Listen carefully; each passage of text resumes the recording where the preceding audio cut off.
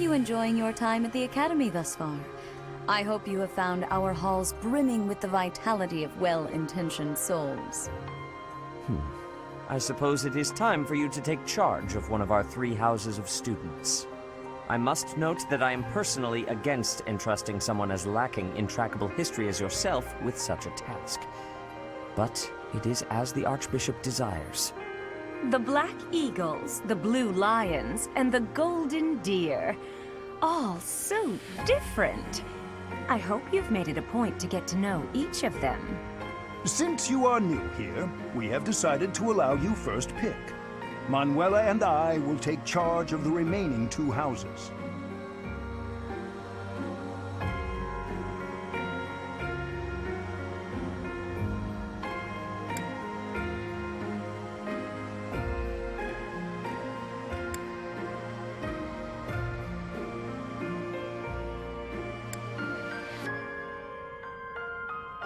So you have chosen the Blue Lions led by Dimitri, correct?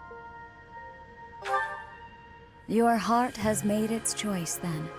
All I ask is that you guide these open minds with virtue, care, and sincerity.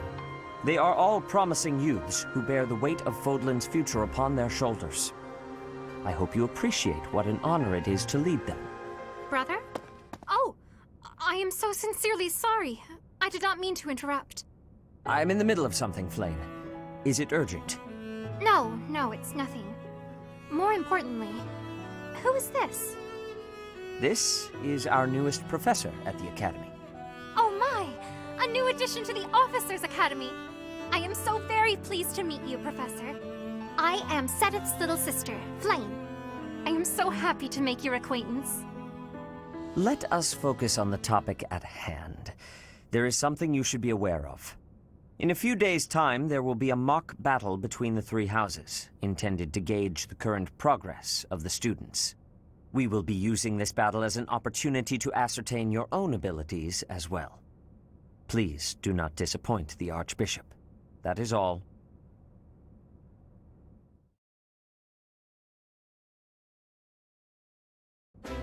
Wait, does this mean our new professor is...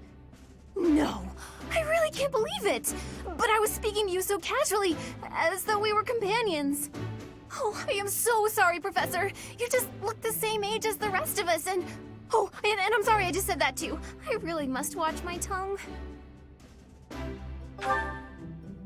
You say that, but I just don't know about all of this. I'll admit, it doesn't sit well with me either. After all, we wish to show you due respect. Sure, but if the professor says it's okay, shouldn't that be enough? That is, if your highness can consent to such a thing. After all, we're already speaking this way to our future king, so we may as well relax our speech with our professor too, right? Well, we're not in the kingdom, so it only goes to follow that we should all speak companionably. I concede. If the professor says it's fine, we ought to accept that kindness gratefully. As for me, I'm not sure I can manage. You don't have to force yourself if it's too difficult. You're fine with that too, right, Professor? Having heard of your skills, I'm eager to meet you in battle. Come to the training ground later. There, you will show me what you're capable of. You aren't wasting any time, are you, Felix? As it were, count me in for any such battle. Pardon me, but I would also love to observe you in battle for future reference, if that's okay with you. Ash, I won't have you speak of merely watching. You should join us as well. If you get injured, simply say the word and I'll patch you up straight away. Your Highness, do take care not to go overboard. You worry too much to do. I'll be fine, I promise.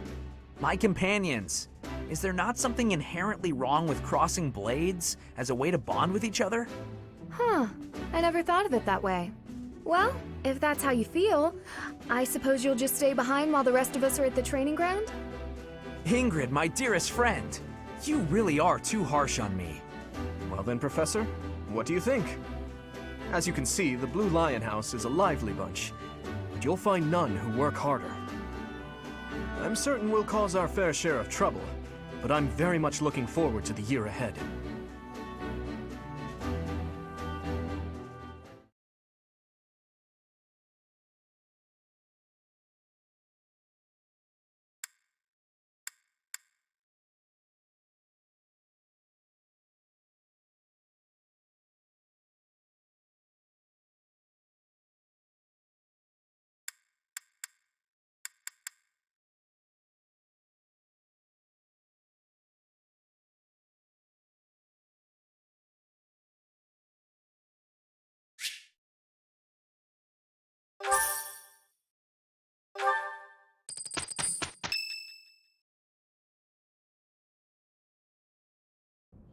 Say, while you're here, I'd like to use this device I designed to determine whether the power of a crest resides within you.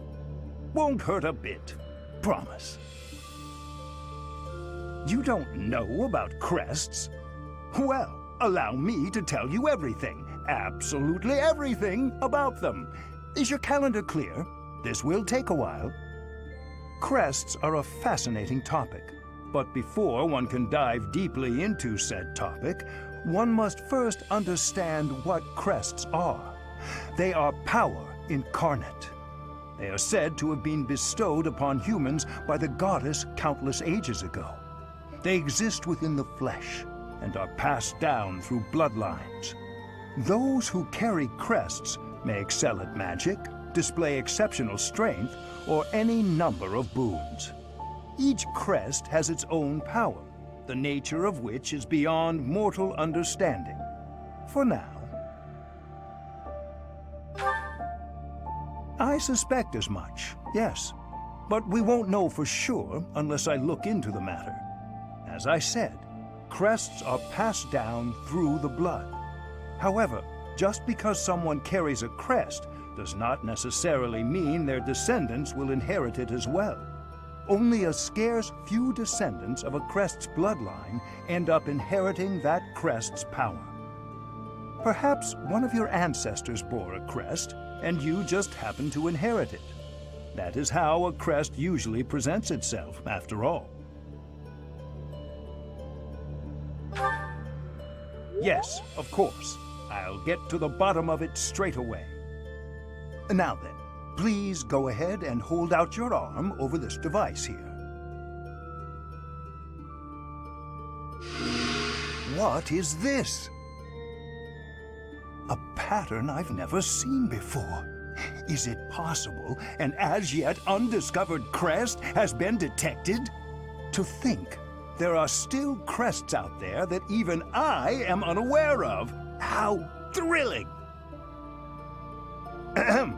Pardon my unrestrained jubilation. I have much to consider. You may leave now. I have more research to do in regard to this crest. Yes, so very much more research. But for now, your work here is done. What could this line here be indicating? Perhaps it represents a lack of symmetry. Or perhaps... What in the world? Oh, I see. It may be connected to that, but to a greater degree than usual.